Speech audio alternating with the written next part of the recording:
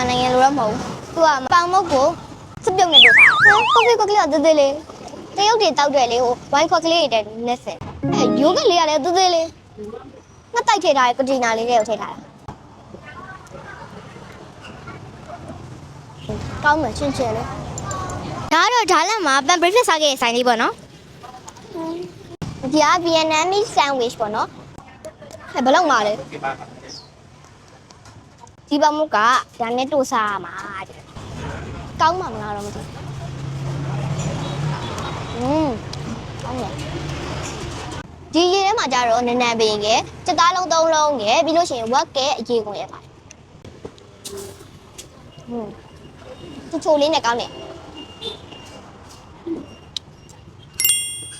ဒီဟာကြတော့ mixed vegetable ပေါ့နော်ဟာတွေနဲ့ဒီ bread နဲ့တွဲစားပါပေါ့နော်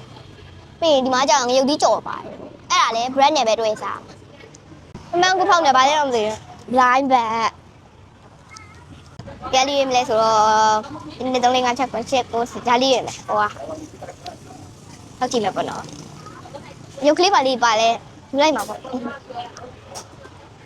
ဘာကြီးတော့နေရာကြီးတော့အများကြီးထပ်တာပဲဘာကြီးတော့ဟမ်တက်ထက်တော့ဘာလေးလဲသိဘူးဟောမဟုတ်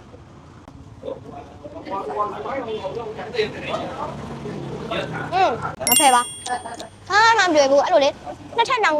ပတ်ထားတယ်ငါဖဲအောင်သွားအောင်တွေ့ဘူးမစစားတောင်မလား